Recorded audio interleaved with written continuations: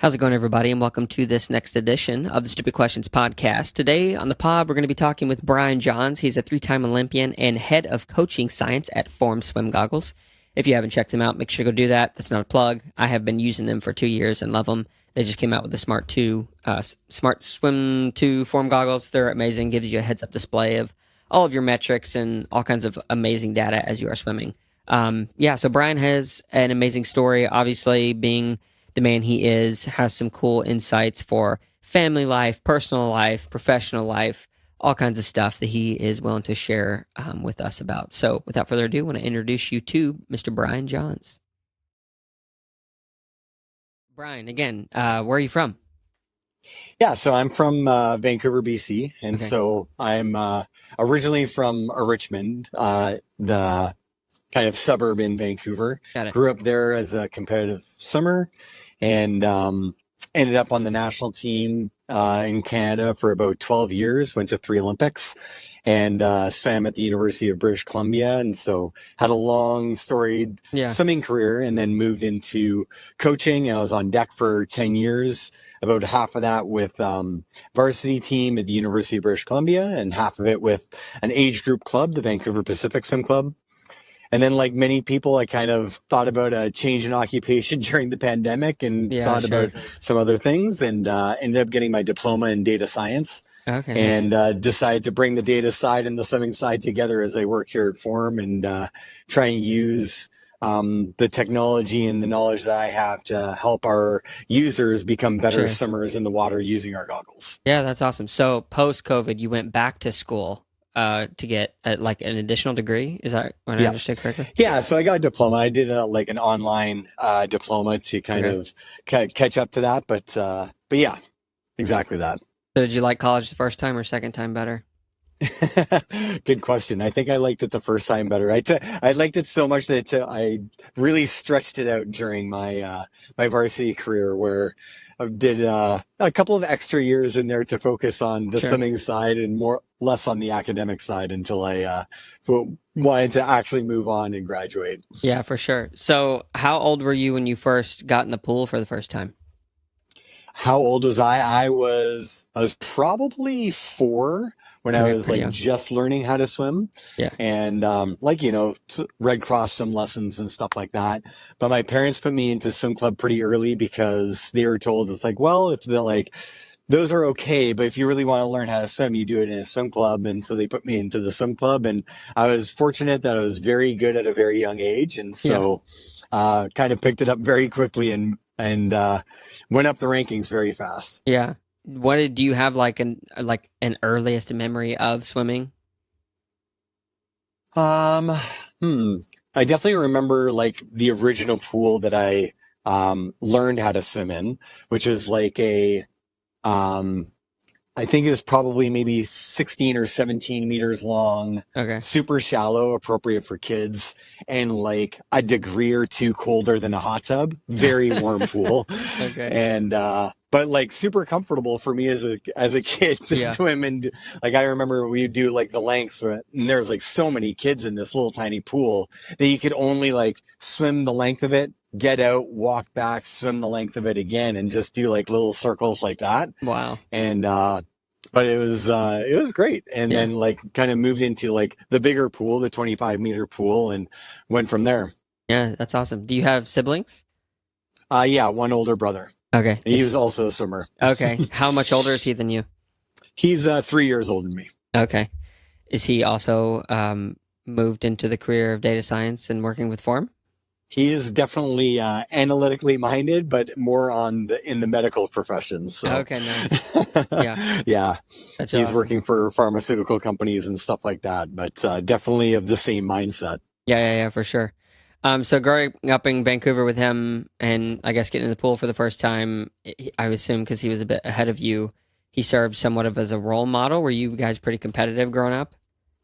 Yeah, it's like the space and age between us meant that like we were never really racing against each other a lot when we were younger. Sure. But there was always like, oh, when you were 12, you went that time. Yeah. Now I'm 12, let me beat that time, and kind of always chasing the rabbit type of thing. And in the end, we ended up being like a little bit different in specialties. Hmm. He was a bit more like speed and power oriented. So he was Yeah. like more 50, 100 meter freestyler, Yeah. although he had a very good 200 IM as well, which ended up being my specialty. And, I became more of the IMer in like middle distance and longer summer. And so our kind of tracks diverged there, which when we ended up on the UBC team together, Yeah. we very rarely raced against each other, except for in the 200 IM, Yeah. where that was like where we kind of came together. But for the most part, he had his events, I had mine, and we kind of brought a good balance to the team that we were competing on. Yeah, yeah, that's really cool. Mhm. So your parents, they were obviously responsible, I guess, when you guys were pretty young to get you in the pool. Were they swimmers growing up as well?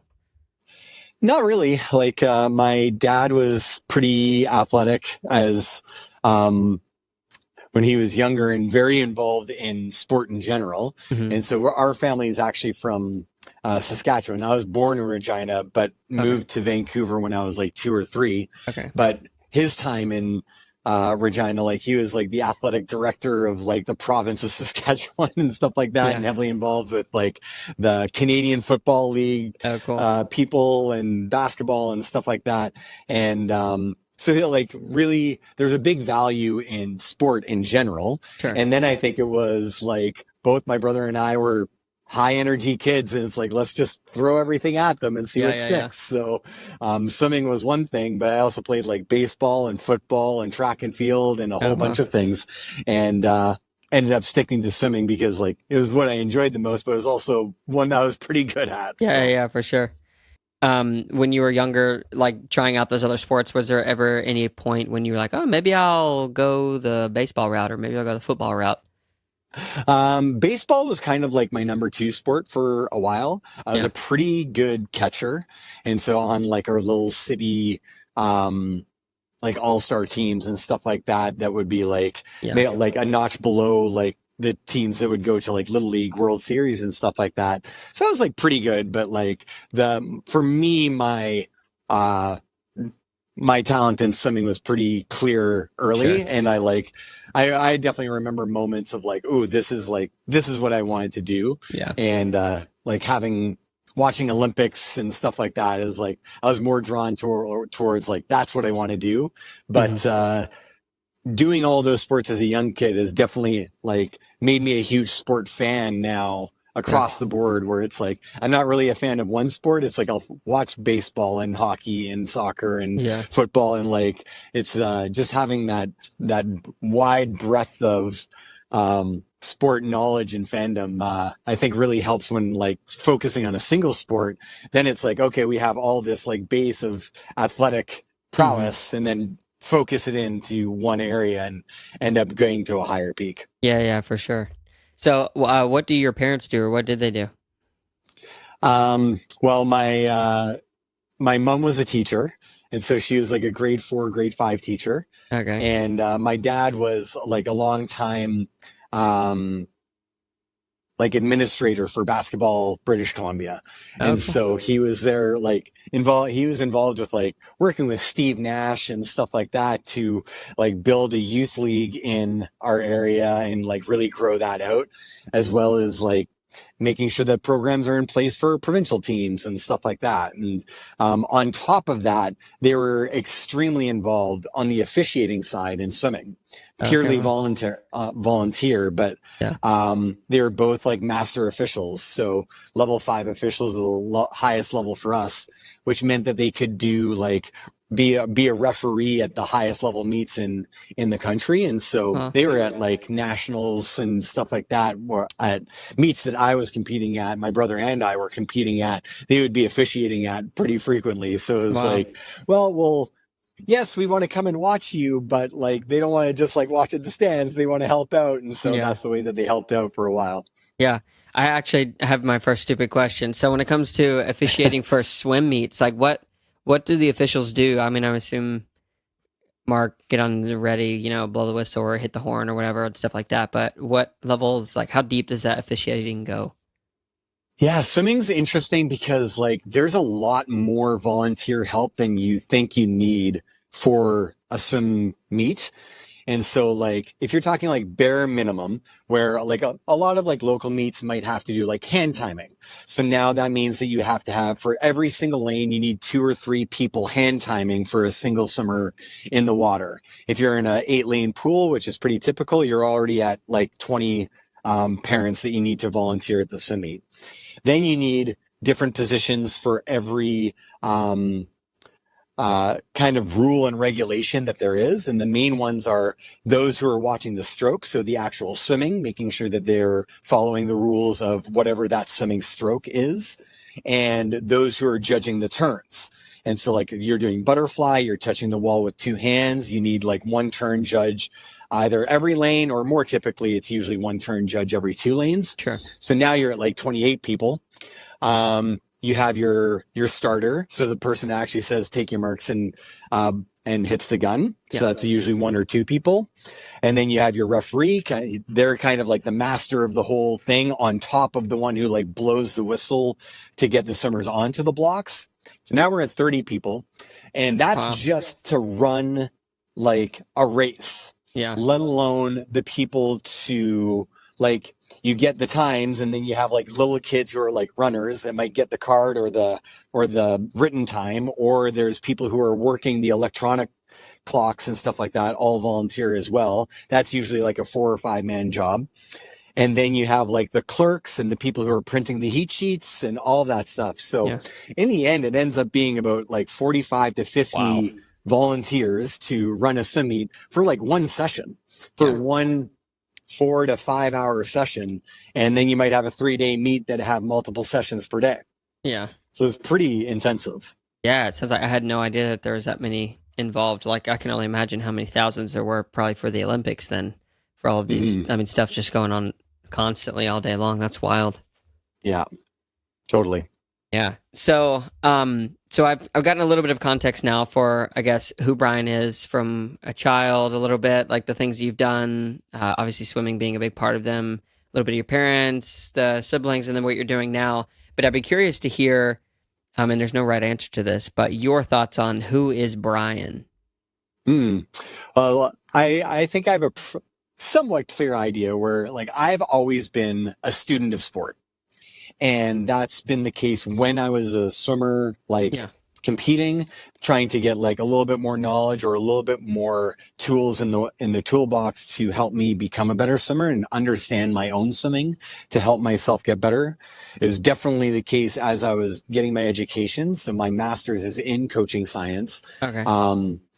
In addition to my like bachelor's in physical education, and then this data science diploma, where I originally like used it with the idea of going into sports analytics. So the idea of like I'm always kind of like searching for more information, and that was the case when I was coaching as well, where it wasn't like I feel like that the best coaches out there don't feel like they have the exact answer all the time. They're always seeking more and more. It's like, okay, this is what I believe. This is what we're going to do today because I think it's going to give us the best chance to win.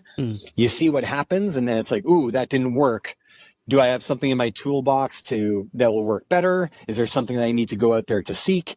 And always trying to like, add to that toolbox so that they become a better coach. And like, that's where you see those like high level, master level coaches are not ones who feel like they know the exact answer in that moment. It's those who have like the big toolbox where it's like, what's going to work for this individual, this situation. And they might have all that experience to draw from, or they're willing to seek out that answer so that they can best address it with their team or with their individual. And that's kind of the mindset that I have, is like growing that knowledge so that I have a big toolbox to help as many swimmers as possible. Yeah, for sure. So you said you used to coach, so you don't coach anymore, I take it? On deck, not as much. Doing a couple here and there, but more on like a clinic basis. But I kind of see myself at Form as being the swim coach for all of our users. Yeah. And so it takes a bit of a different mindset where it's like, okay, here I am coaching like 8 to 12 national level athletes in person every day, 20 hours a week or whatever it happens to be. Now I got to take a step back, and I'm like coaching 30,000 users that might be Yeah. doing 1 through 8 workouts a week. And how am I going to deliver something that's good in our product so that each of those, we're making each of those individual users better, whether they are on a track to go to Ironman and try and place, or if they're Mhm. just using our goggles to pick up swimming and like get a little bit better on technique, and being able to deliver a high quality of coaching, regardless of their skill level. Yeah, yeah, for sure. Awesome. Well, I want to get into the form stuff, and that's definitely going to come. Mhm. But I want to go back a little bit to as you kind of started your life and career. You said like you realized talent was there, and you were good at this, and you decided you kind of wanted to pursue more of the swimming career. I assume this is taken probably most seriously for the first time in high school. Is that incorrect? I'd say for me, it was probably even earlier than that. Really? So I was very fortunate to be good at a young age. My first provincial medal was like a silver medal in the 50 fly. I was 8 years old competing against in the 10 and under category. So I was like, I had a lot of, talent in butterfly, at least, Yeah. at a very young age. And I ended up on like national junior teams and stuff like that. So it was probably around 12 or 13 where I kind of decided that swimming was definitely my primary sport. I still played baseball, I think, until I was about 12. And I think I played Okay. basketball for 1 more year.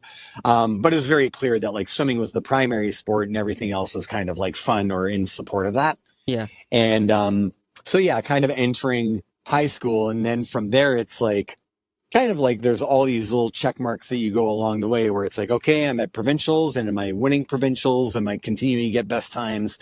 And then there's like youth national meets to qualify, and you have all these kind of age oriented stepstones on the way to making the national team. And so my first national team, I was 15. And at Wow. that point, I was the youngest guy on the team. Um, and shortly after made the Olympics in 2000, where I was the second or third youngest guy on the team. And so it was make a very big commitment very early. Yeah.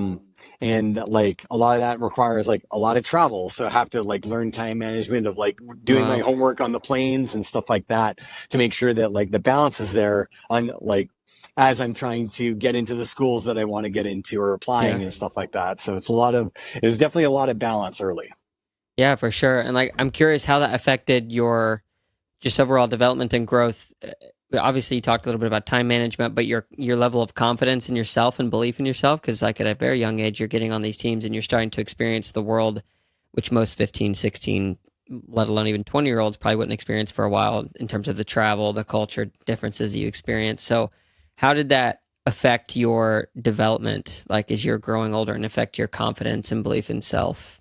Oh, that's a great question. I don't think I've been asked that one before. Um, it was very in the club that I was at, I was like a bit of a big fish in a small pond. Hmm. So in a bigger club, there might be like maybe not as many, like I was on the national team at a young age. There might not be a lot of people in the national team, but there might be people like making nationals or making junior nationals and stuff like that.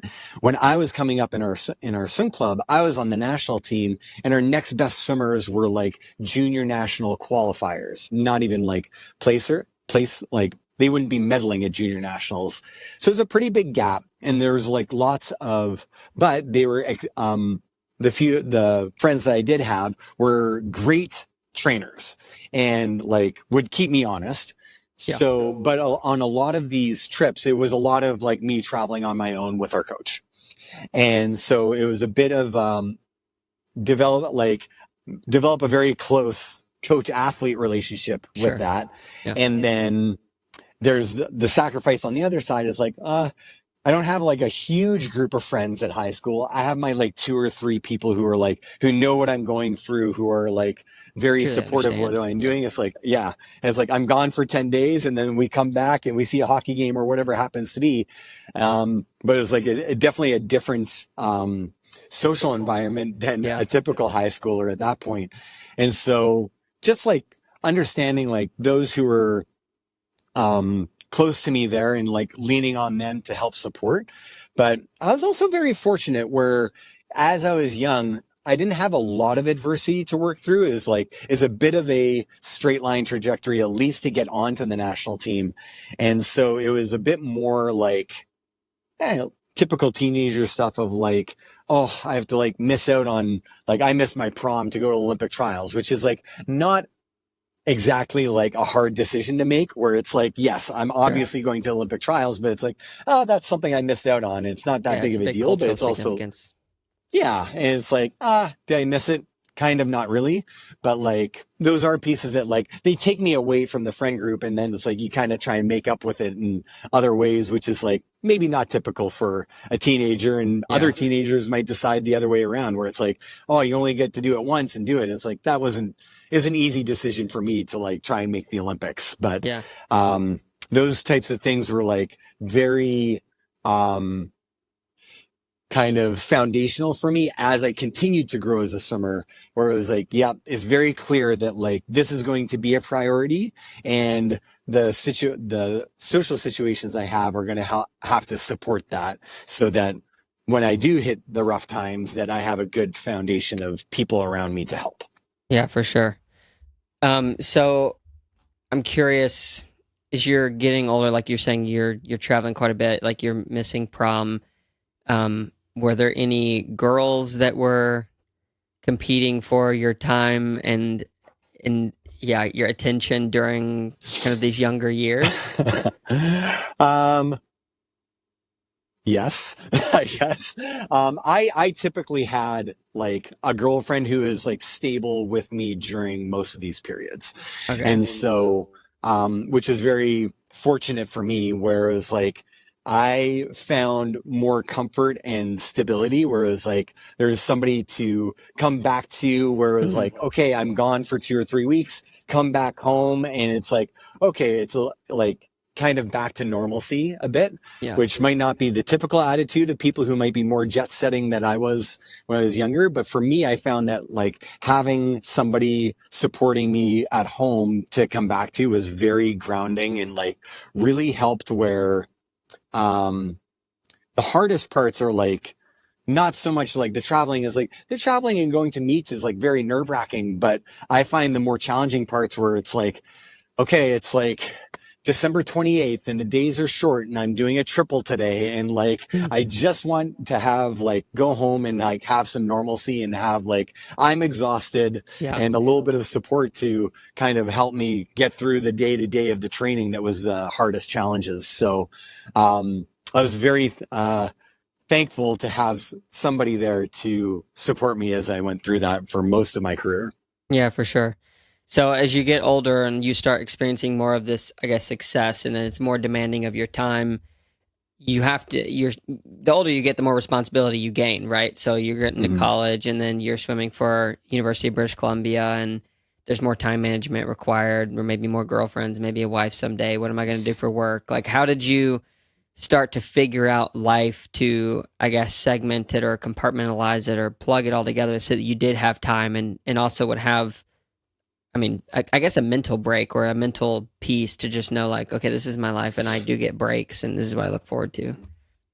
That was probably the thing that I had the hardest time with when I was on the national team during my national team swimming career, where, like I said, it was like pretty straight line, and like up to a certain point in my athletic accomplishments. And then around 2003, I broke the world record in the 400 IM. And that was like a great achievement, but it was also like, soon after that, I was increasing my training again, and like trying to get to like another level so that I could compete for a medal in the 2004 Olympics. And I was definitely overtrained. I was definitely dealing with injuries. I was swimming with a torn rotator cuff. Oh my And goodness. it was like, at that point, it was like, I had a firm belief that like, if I work hard, I will get there. Because like up to that point, I was like willing to do the work, and maybe willing to do more work than the people around me, in addition to whatever talent I had. So it's like, when you have some ability and you combine that with a hardworking work ethic, that's going to get you there most of the time, until you go overboard. And then like, that was definitely issue was like I was doing too much and putting too much pressure on myself. And it was like, did 2004, swam injured, and I had to like take a huge amount of time off. Huh. And I didn't end up having surgery for my shoulder. I did a bit more of a passive recovery, but it took like 18 months to come around. And during that time, it was like, okay, I have to do this in a different way if I'm going to keep on, keep on swimming at this level, period, but also reach to a higher level. Yeah. And fortunately, I did have that athletic background. And this is where it's like, one thing that I tell parents of kids that I coach is like, please, please, please put them in more than one sport. Especially don't put them in just swimming. Put them into something land-based. And because when I was injured, now I can come back, and I was like, I had an athletic background that I could do a lot of training, like running and like very intensive dry land work that I would have had to learn how to do when I was like 25, 26.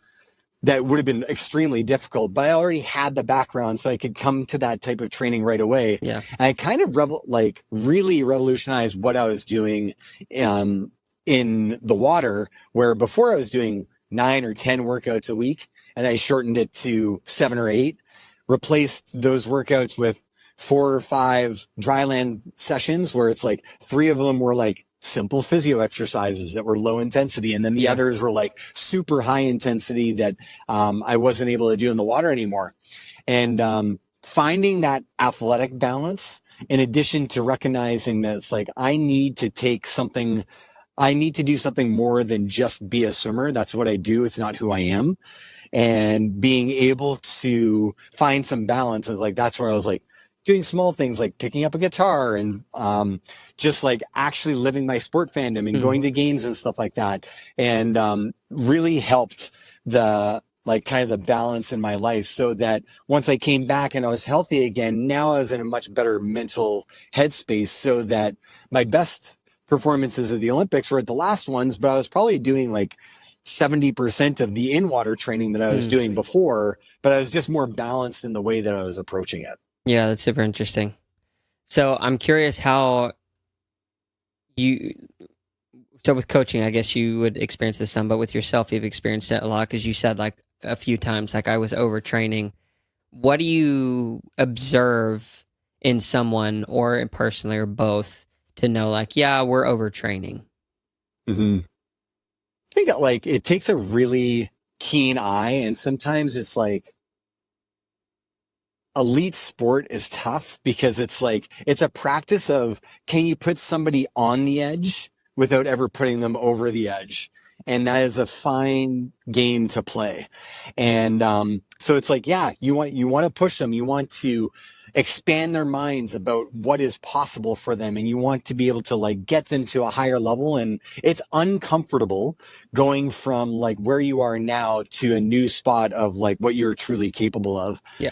But when you like get it, so like recognizing when they're over the edge is really, really tough. But I do see where it's like, you never want to like get to the point where it's like, oh, you need to take a break and it's 2 weeks off and stuff like that.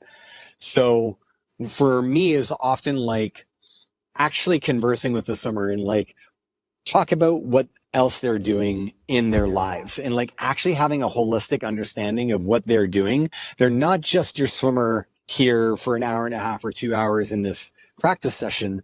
They're also like trying to go to school. They're a family member, they're a sibling, they're a child, they're a parent.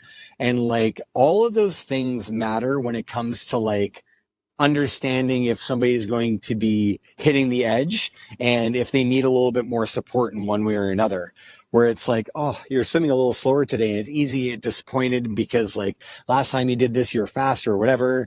And it's like, well, yeah, it's like, but like my dog just died. I'm having trouble balancing. Like my husband's away, and so I have to do all the driving around for the kids or whatever happens to be. And it's like understanding that like full holistic aspect where it's like, if you're touching base every day, then you can recognize those red flags a little bit earlier, or you get to know the person where it's like those red flags are going to be different person to person.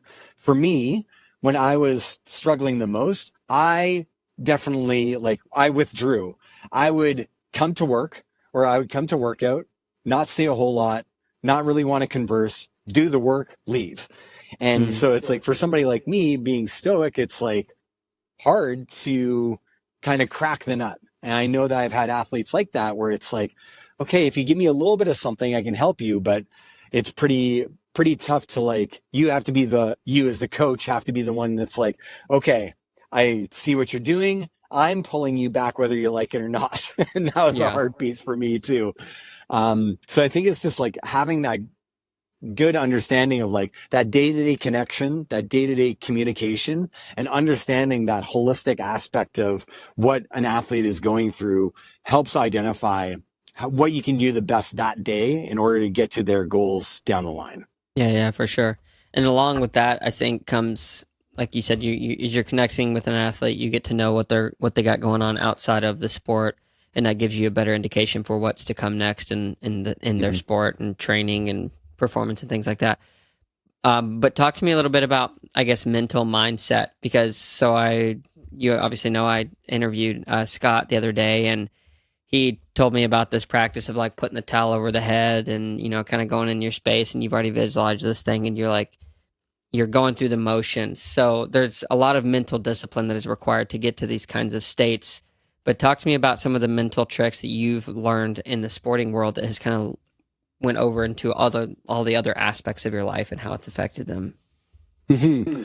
Yeah, for me, I think that like what's really helped is understanding how to develop a routine, but then writing the routine in pencil, where it's like, okay, I have this, like thinking about like preparing for a race. Okay, I have this routine established. At an hour and a half before, I'm going to go to the pool. I'll arrive at the pool at an hour. I'll get in the water 45 minutes. And we have this routine established. But you know what? You show up and the bus that you thought was going to leave at 5 o'clock leaves at 5:15 instead. What are you going to do? And like, you can't like be so fixated on, I have to follow the routine exactly as planned, because then that can be actually a detriment. And that's where I say it's like, you have the routine written in pencil. Okay, no big deal. I'm going to do that. I'm going to get there a little bit later than I want to, but I can see how that trickles down. Yeah. I'll just do like a little change in my warm up. No big deal. I'll be fine. And so where I kind of taken that idea to in like real world and everyday life, where it's like, okay, like I got 2 kids and trying to balance time with wife, where it's like, okay, we have this schedule, we have an idea of what we're going to do through the week and stuff like that. But sometimes like kid gets sick. Okay, we got to make a little adjustment, but having a bit of a, being prepared to have like a plan. Okay, this is the plan that we're going to do. Just for me, having that foundation is great, where it's like, I'm not just trying to respond to the moment and then you're kind of always up on edge. Okay, I'm going to understand what I'm going to do. I have this laid out, but not being so attached to the plan that you can't adapt if something goes wrong, and being able to, control what you can control in the moment, but what you can't control, you're just adapting to that when it comes, and being able to understand it's like, okay, what's a big deal? What's a little deal? Oh, that's a big deal. We got to do a big change. That's a little deal. Whatever. I can miss this to do this instead. And I think having that foundation helps a lot, so that you are grounded and able to like make the move into one direction or another when that change comes. Yeah, for sure. I feel like that could be the good title of a book: How to Write Your Life in Pencil, or Write Your Life in Pencil, or something like that. How to adapt to change. Yeah. Yeah. So you've obviously experienced a lot of success on the win side, like winning races, and I mean, even outside of that, with the life that you have created with your family, with Form. But you've also experienced failure. So I'm curious to know, how has winning changed? How's your perspective on winning, even maybe your definition of winning, changed over the years as you've gone through this journey? Yeah, I think it's been like, I think I've, in my mind, like over time separated like winning versus success. And like, to me, where it's like, I've gotten a bit more like, stringent, or like very high level minded on what winning is, winning isn't like going there and stuff like that. That Yeah. is like, if you're planning to win, you are planning to try and like, there's a number one beside your name, and or like there's going to be a number one beside your name eventually. And that is like a process of winning. And that is a very difficult path, but it's like I've become more narrow focused on what winning means. And that to me, it's like you're either on the path to try and win, or like you're either trying to win today or you're on the path to try and win. Success, on the other hand, is in the eye of the beholder. And like for me, what was meaningful to be successful, a lot of people think that winning has to be successful, but for me, over time, I have found success in a myriad of other ways, where Mm-hmm. it's like, yes, I wanted to win. I was on the pathway to winning, but it was like I was out of the water for 6 months, and it was like, today's success is going to be showing up to the pool and swimming 1,000 meters.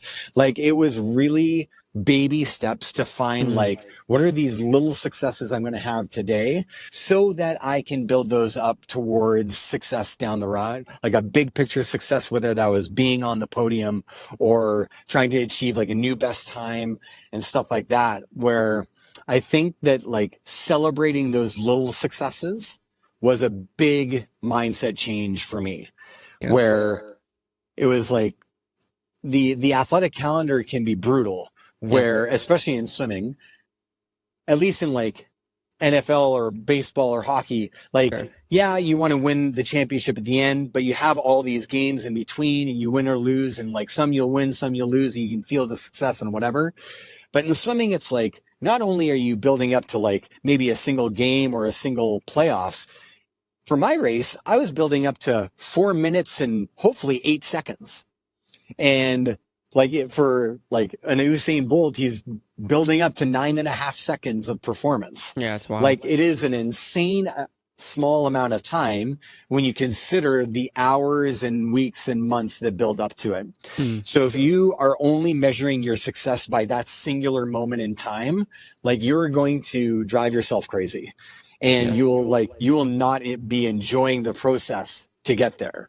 Yeah. If you can celebrate those little successes of like, yes, I'm succeeding in this part, knowing that it is driving me towards that goal, but today that was great. Now I'm going to do something a little bit more, and finding those little successes really helped redefine how I approached trying to excel at anything.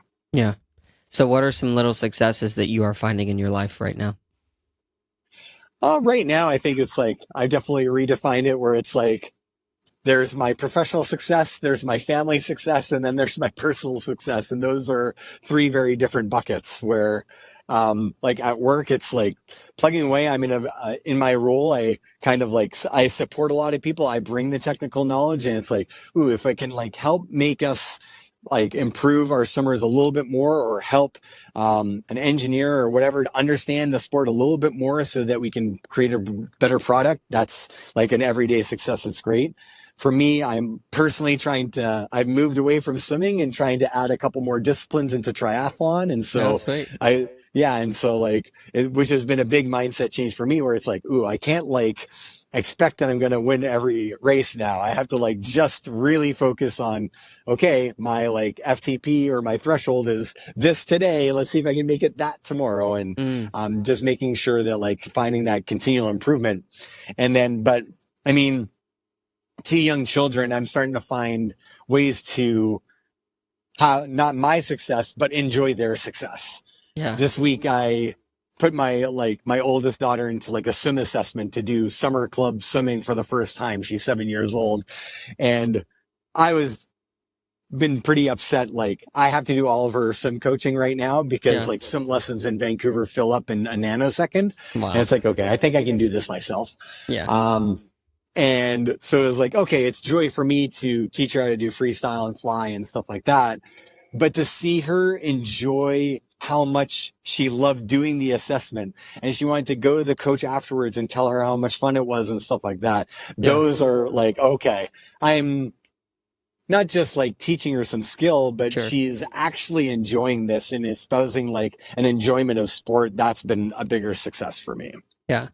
So judging by your facial expressions of each of those, we kind of started off in like we really hit the high on the kids part, which is an exciting and cool thing. How old are Yeah. your kids? 7 and 5. Okay, so I'm assuming the 7-year-old was the assessment. Yes. Okay, nice. My 5-year-old is a little bit more of a mind of her own. She's learning how Yeah, to swim, but yeah, when she lets me. yeah, for sure.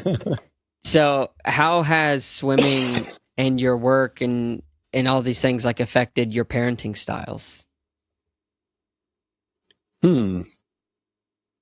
Yeah, I think that like it's been. I had a nice conversation with my wife about this not too long ago, where it's like I come from a swimming background, which is fairly disciplined, even within all sport requires discipline. I think Sure. swimming requires maybe even more discipline than most when you have to wake up at 4:30 in the morning and do 7 kilometers in the water and stuff like that. Yeah. She comes from a ballet background, which is like a different level of discipline as well. Really? And I think that we really, not that like we're like hardcore or anything like that of like being super like you have to do this all the time, but we do understand like we appreciate that if you're going to sign up for something or you show an interest in something, we are going to support you in that interest, but we are going to commit to it to see how you like it. Do like she's doing soccer right now, one of my daughters, and it's like, okay, we'll try soccer. We're going to do soccer until it ends.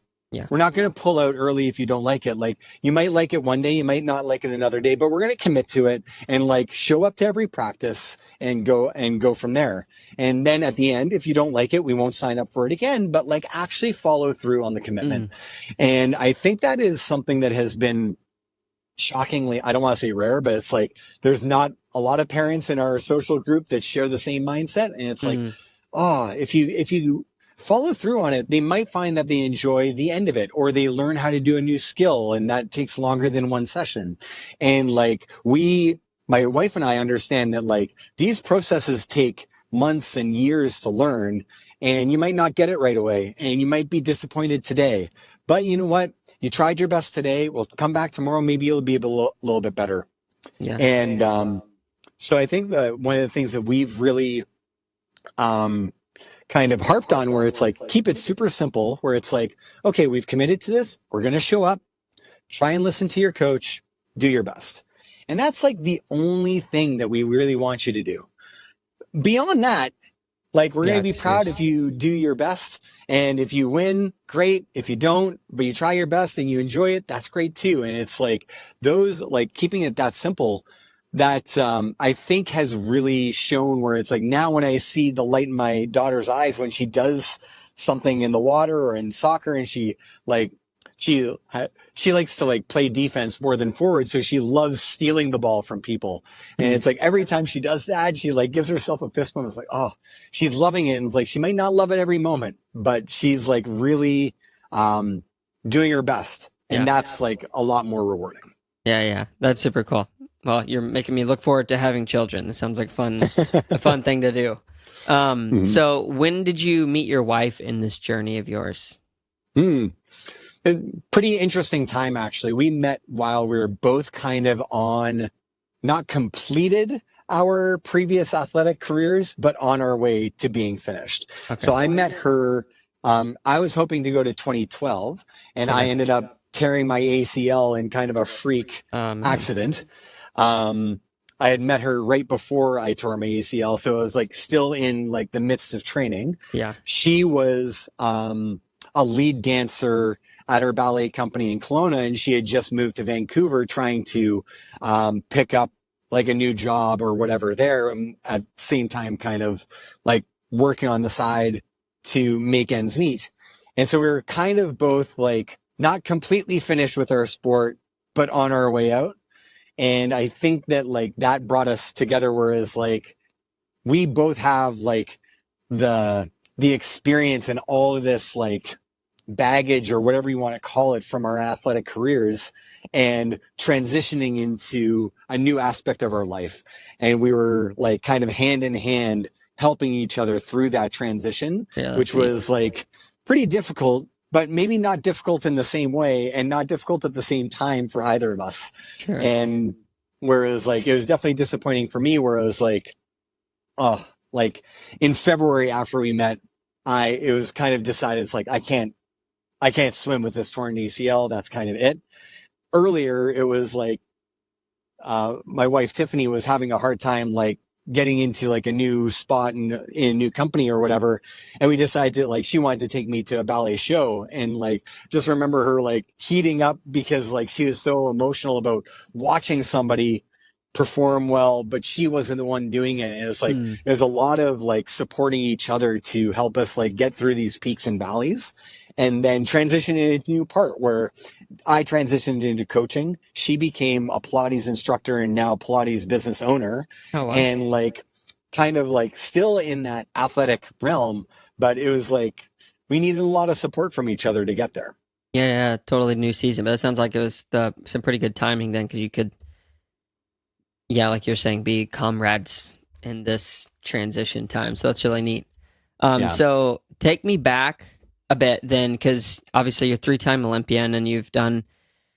I looked at all the different games you've done, and I haven't even heard of some of them, so it's wild. But there's like I think Commonwealth, Para, Pan American like Games, Pan Ams, yeah, like all of those things.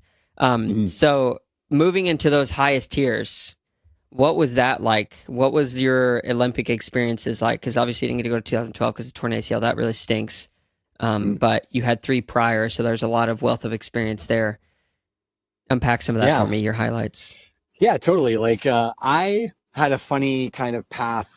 As I came to the Olympics, I had a kind of a path of like, at every meet a new meet that I qualified for, the first time I went to that meet would be a big struggle.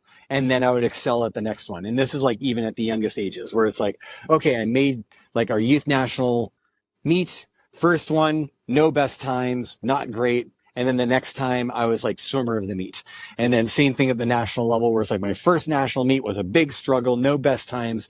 It hurt. And then the next time I made the national team. And so it was like kind of followed this pattern all the way through. And, in Sydney, my first one, I didn't struggle to that degree, but like still didn't like perform the way that I wanted to. I was very young. I was on a relay that, we wanted to, wasn't quite at the, medal level, but we had kind of like 4 or 5 of us were kind of a generation of these middle distance freestylers that came up together. I was on the younger side of it, but like we broke our national record and it was not a very good national record for a very long time. And so we ended up like taking 12 or 15 seconds off this national record over time, because it was like for a long time, Canada wasn't very good at like the 200 and 400 freestyle. And then just a group of us happened to come through all at the same time. And we pushed this to a new level. And so it was hotly contested. And like, I was expected to like be on that team in the finals, and I was taken off, and it was like, oh, that's a disappointment. Yeah. And then ended up making the semifinal in the 200 IM, which was like, all right, but still not as good as I wanted.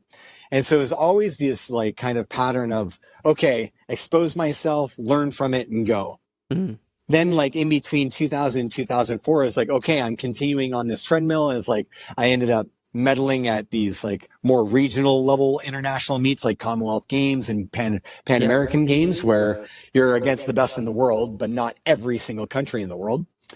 And doing pretty well. And it was like, okay, I'm on track. I'll keep pushing. And that's where I got to the too much too soon and injured myself. And then 2004, I thought I'd be like in a position to medal there. And it was a disaster, to be honest. It's like swimming with a torn shoulder and stuff like that. Yeah. And that's where, as like saying before, kind of like had to reorient my mindset. And so, that mental makeup that I had to kind of really rejuvenate myself and move in a different direction. And then it was like, I had to find those little success. Like I followed that same path again. The first time I got back onto the national team, my national meet wasn't that good. I had to relearn how to be on the national team, relearn how to compete at these levels again.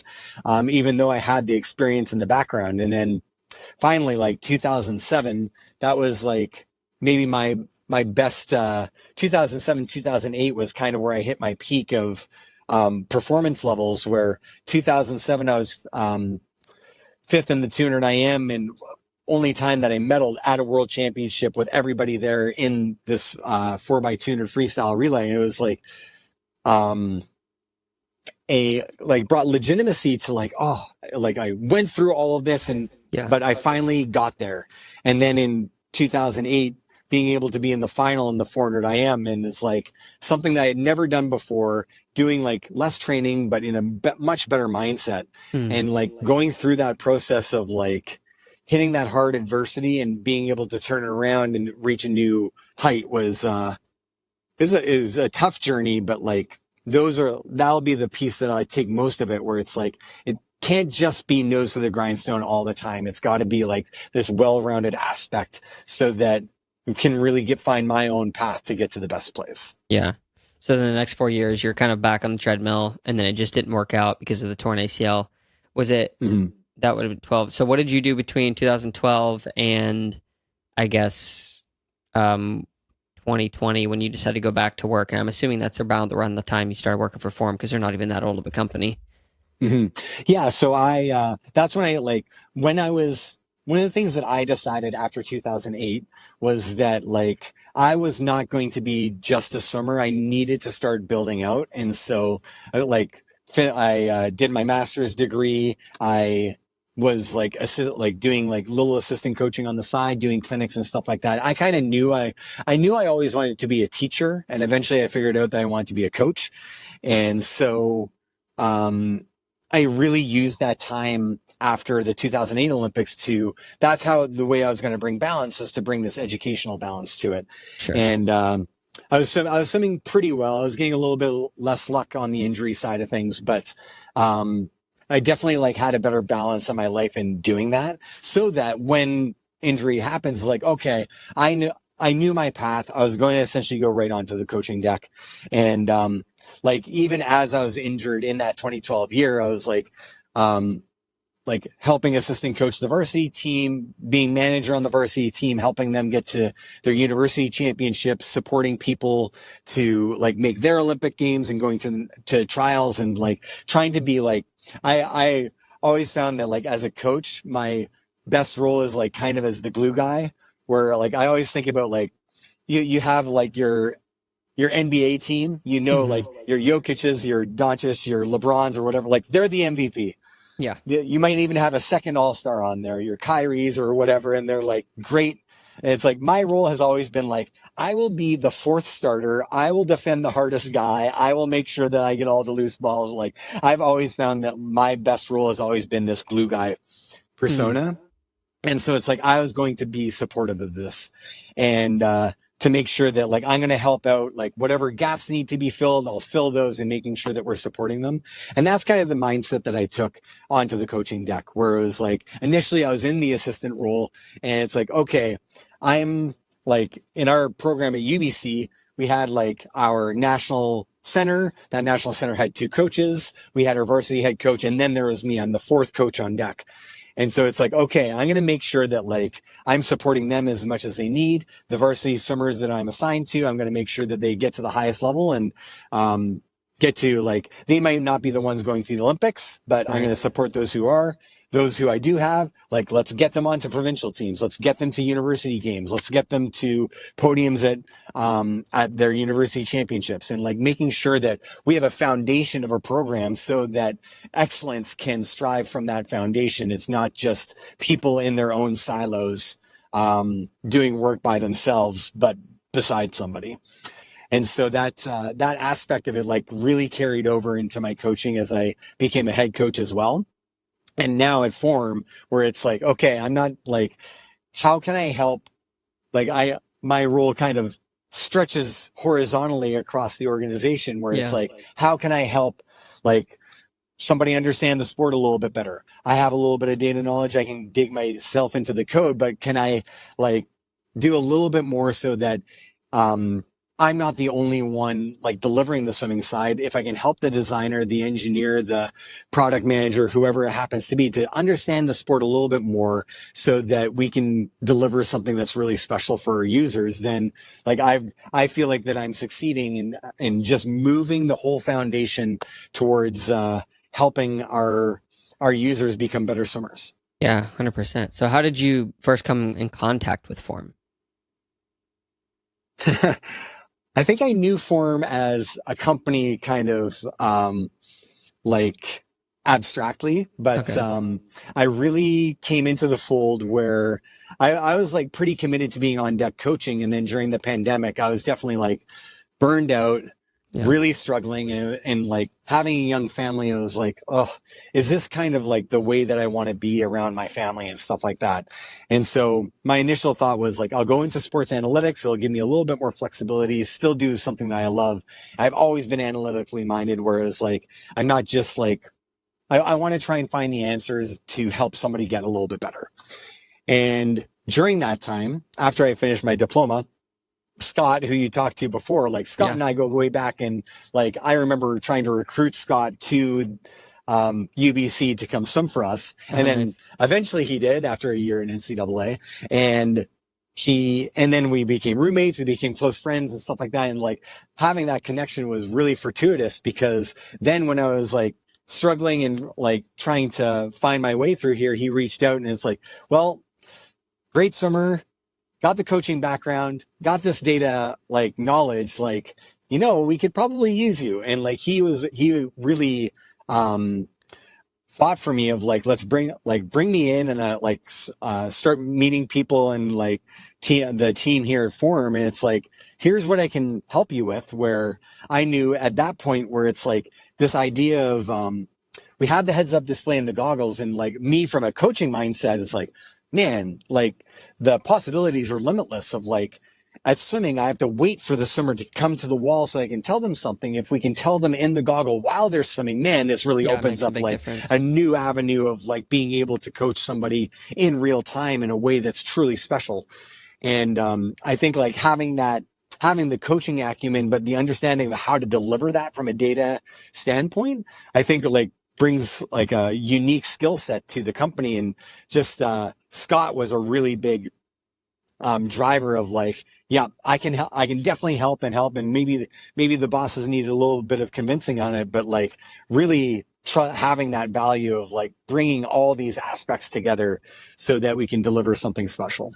Yeah, yeah, yeah. And I got to brag on it for a second. So I've been using Form for 2 years, but I got on Awesome. the beta, which was kind of how I got to know some of you guys and got to use the Smart Twos before I guess they were out. But just Nice. it's been such a transformative thing for me. So I've only been swimming for about 3 years, and um, I wish I would have started when I was 4 because I really love it. Like it's such a fun thing. But Yeah. anyway, the biggest thing for me was being able to have the like every length of it giving you a split.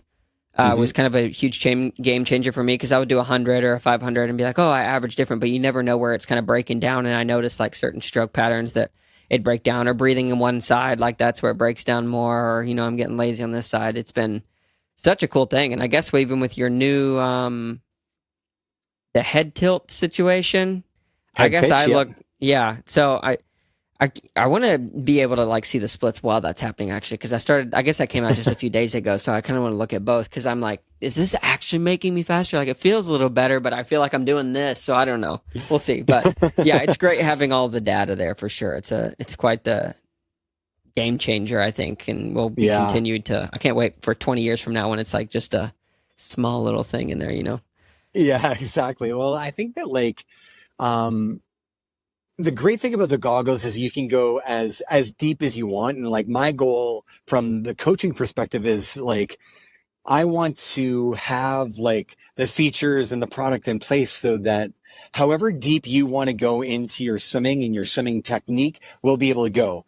But if you want to just like, you want to just have the goggles there and you want to see your pace and making sure you're not falling off and see it in real time, great. We have that. We go one step deeper. We have workouts for you. And like with this new update, there's actually like auto generated workouts, head coach Yeah, yeah, workouts. So it's like takes your data, gives workouts that are more suitable for you. So it's like, okay, there's one more thing where it's like, you can do a workout wherever you want. Or it's like, oh, I don't know too much. It's like, oh, this looks interesting. And like, it might not be all forward facing, but like the amount of work and thought that's been put into those workouts to generate it so that it's like suitable for your needs. yeah. You don't have to think about it. We have so that you can just turn it on and like, okay, I'll follow this workout. And I know I'm going to get what I need. Then you go to the other side where it's like, okay, I want to know like my stroke rate every length, my stroke, like the number of Yeah. strokes I'm taking every single length, and go as deep as you want. And like doing that on the technical side too, where it's like we have breathing, peak head roll breathing metrics. We have head pitch, head position metrics so that like you can get more and more specific on technique, and like getting the whole range of like whatever you're comfortable with or however deep you want to dive into, your own swimming, like it's available for you there. And like, I don't want to be in a position where it's like, oh, I wish we could do this. It's like, I want us to have it there for you when you're ready for it. If you just want to like scratch the surface and do your workouts and do your training plan and keep track of it, great.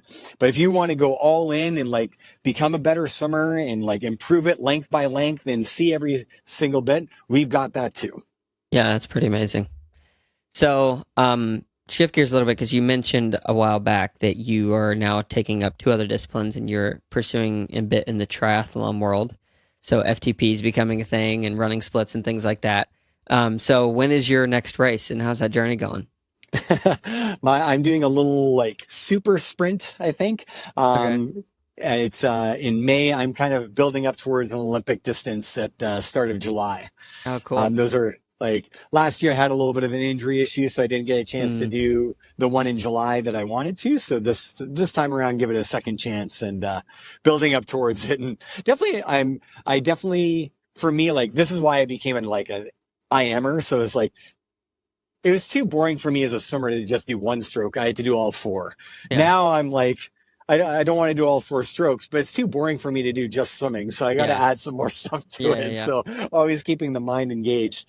And so picking up the cycling has been like relatively easy, where it's just like just put in hours on the bike. I can do that. Yeah. Doing the running piece where it's like I'm always feeling like I'm like dealing with like a niggling little injury here or there or something sore or whatever. It's like I'm definitely made for the water, not as much on land anymore. Sure. But and like refining that patience where it's like, okay, I don't have to be like sub 20-minute 5K today. I would like to be there eventually, but like tick my way at it piece by piece. So that's awesome. And I assume you're using Form Swim goggles whenever you hit the sessions. Oh yeah. Are you and like, I mean, obviously I'm biased, but like I had a very hard time swimming when I was coaching.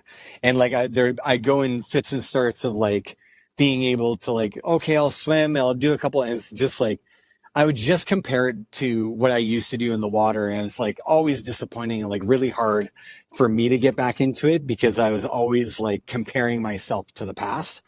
With the goggles, I found I could stay in the moment a lot better. And it's like, okay, what am I doing this length? We have form score in there. I find that's really helpful for me where it's like, okay, what's my form score on this length? Am I keeping the form score the same?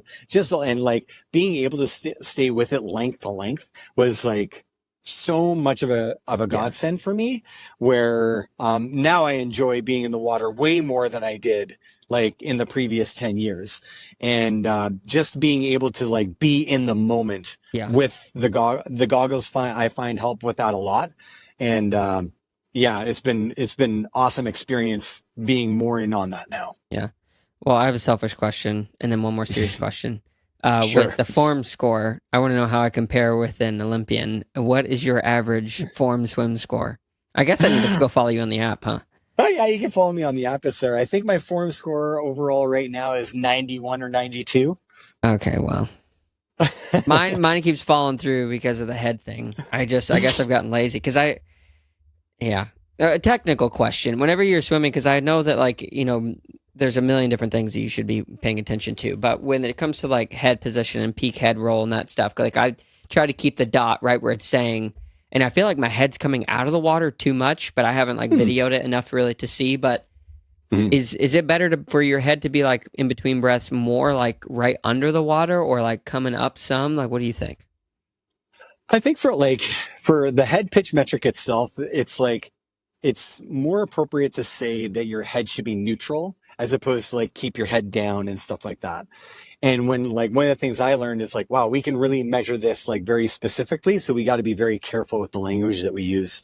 And like keeping your head neutral is very important, where you don't want to be Okay. looking too high up and you don't want to be looking too far down.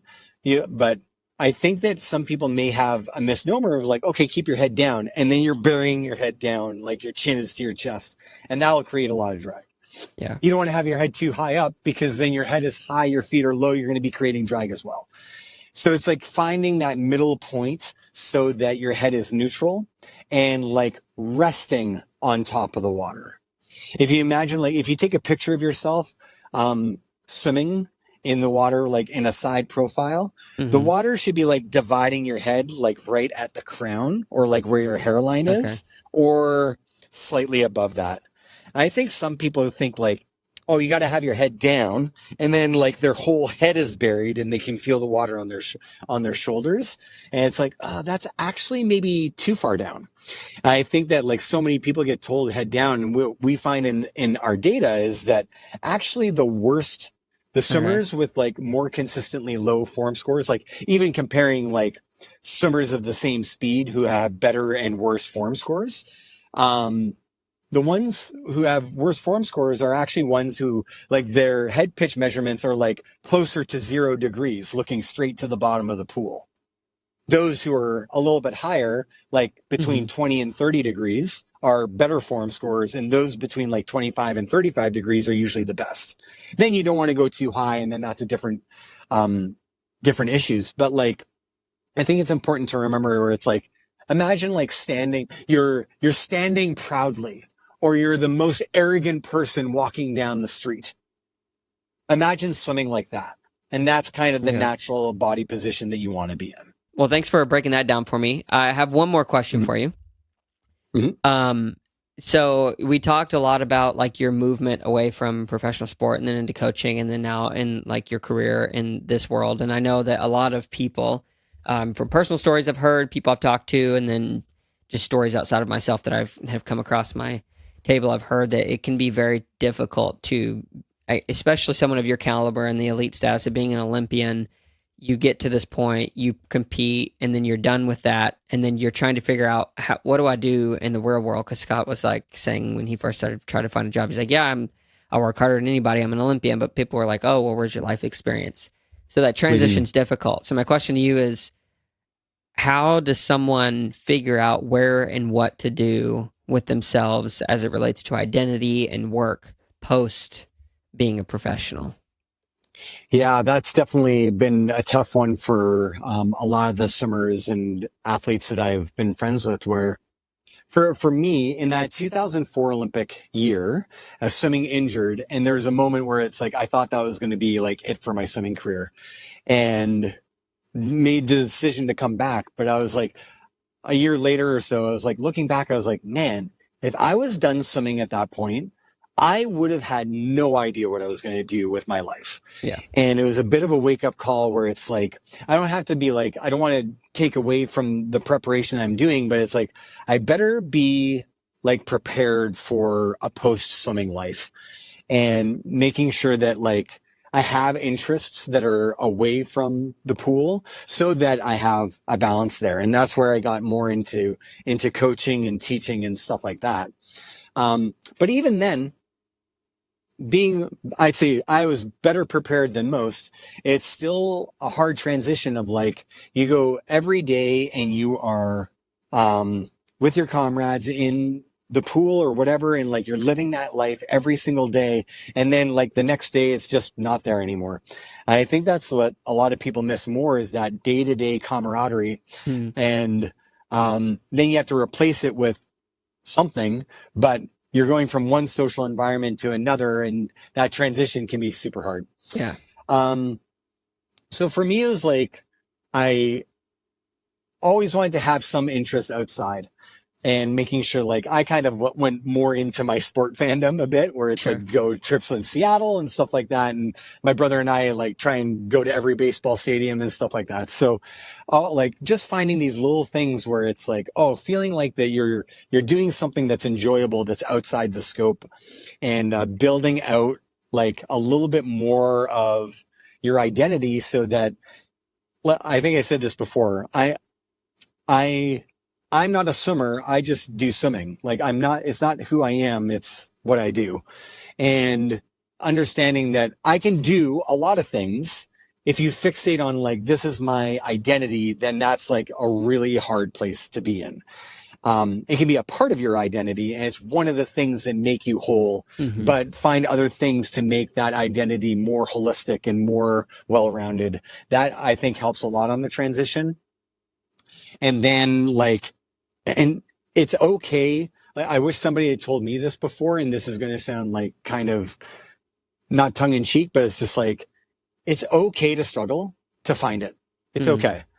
And it's okay to try and find something and not get it right the first time.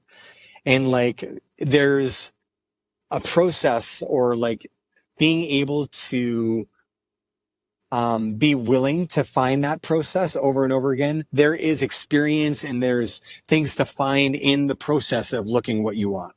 And it's like kind of like the difference of being happy versus being in the pursuit of happiness. Like we're always kind of in search mode. And even now where it's like, I feel like I'm a little bit more satisfied in my career and family life and stuff like that. But that doesn't mean that I'm a static human being, Right. and like nothing else is going to change ever. Like there's always like, okay, what's the next thing? What's the next thing that we're working on? What's the next thing that we can be a little bit better at so that we can do something? And like that identity is going to change and morph over time. So it's like, not everybody's going to get it right 100% of the time the first time that they tried. It's okay. And I wish somebody had told me that, or like had helped me support that, where it's like, you know what, you don't have to like go into it and be perfect on number one thing that you do. It's okay to search, fail, learn from the failure, try again, and like have somebody there to support you so that you can try over and over and again, and make it okay that it's like, okay, I didn't make it work this time. I'll learn. I'll do it a little bit better somewhere else. Yeah. Good deal. Good deal. Well, Brian, thank you so much for coming on and sharing so much about your life, what you've learned, your family life, your work life, personal life. We covered a lot of ground, but really appreciate you taking the energy to explain a lot of those things. And I think there's a lot of cool lessons people will be able to learn from. Cool. My pleasure. Thank you so much to Brian for coming on today's podcast to share a bit about his life professionally, personally, his work at Form Swim Goggles, his life experiences as an Olympian in swimming for Canada, and just so many other things. Brian, it was amazing and awesome to meet you. Thank you so much. If you made it to this point in the podcast, just want to say thank you as well. If you are watching or listening on any platform whatsoever, if you could like, comment, subscribe, leave a review, ask some questions, you can do that on our website. You can do that on the Spotify platform. It really does help us to continue to grow. So please help do that and share the podcast. It is an amazing thing when you do that for us. Thank you so much. If you want to sign up for our newsletter, you can do that at the stupidquestions.show website.